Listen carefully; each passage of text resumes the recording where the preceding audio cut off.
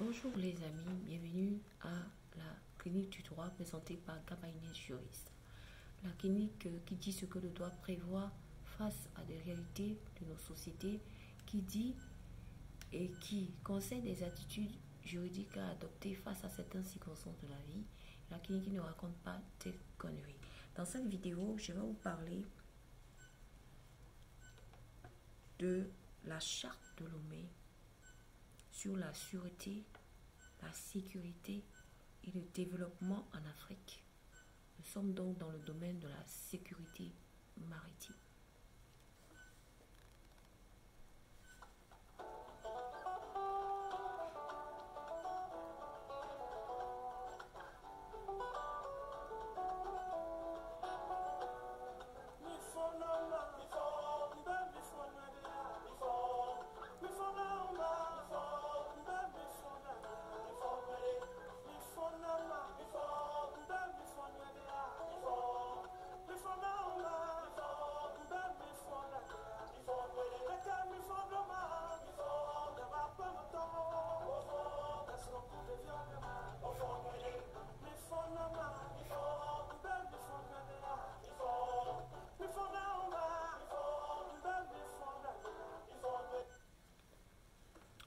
Donc, la charte de Lomé sur la sûreté, la sécurité et le développement en Afrique.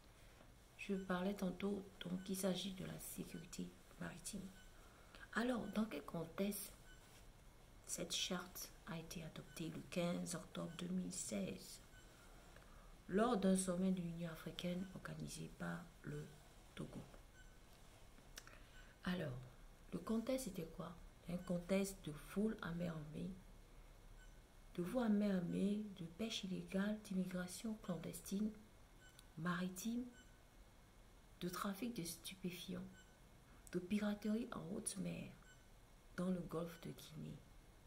Ça qui a mené les États africains à se pencher sérieusement sur la sécurité maritime dans le golfe de Guinée. Par exemple, nous au Togo, en 2011, sur 43 attaques de pirates comptabilisées dans le golfe de Guinée, le Togo a été victime de 6 attaques. En 2012, sur 53 attaques dans le golfe de Guinée, le Togo en a pris 15. Et à partir de 2013, il n'y a plus d'attaques. Alors, d'autres pays du golfe de Guinée ont continué à en être victimes. Alors, on ne peut pas penser à soi sans penser aux autres. Cette charte s'inscrit dans l'unité africaine, dans le cadre de l'unité africaine. Il faut protéger tous les pays dans le golfe de Guinée. Le golfe de Guinée dans lequel il y avait assez de délits en haute mer, assez de tout ce que je viens de vous citer dans le contexte de l'adoption de cette charte. Alors, à l'époque, et d'ailleurs jusqu'à aujourd'hui, je veux dire que cette charte, l'exécution de cette charte a amené le littoral, a fait que le littoral actuellement, présentement, et même depuis quelques années jusqu'à là, est très sécurisé. Il y a la patrouille maritime qui est très présente. La sécurité maritime est très présente. Et on verra bien que les déchets ne sont plus déversés dans les limites des côtes, de la plupart des côtes africaines, des côtes qui se trouvent dans le golfe de Guinée. Alors, pour les opérateurs économiques, depuis le moment où cette charte a été adoptée jusqu'à aujourd'hui, ça a été vraiment quelque chose de bien accueilli. Parce que pour tous les opérateurs économiques, quels que soient les pays du golfe de Guinée, et même pour les pays en dehors du golfe de Guinée,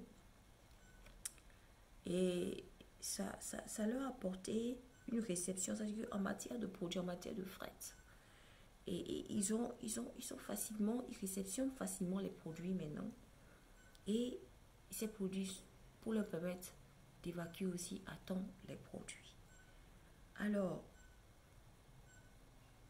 qu'est-ce qui accompagne l'exécution de cette charte du côté législatif, du côté légal? Il y a le Conseil maritime qui est là. Il y a l'organisme national de l'État en mer qui accompagne, le code pénal togolais qui punit la plupart des délits et le code de la marine marchande. Tous ces textes sont bien là pour que lorsqu'ils sont appliqués, il y ait cette sécurité, cette sûreté, cette sécurité.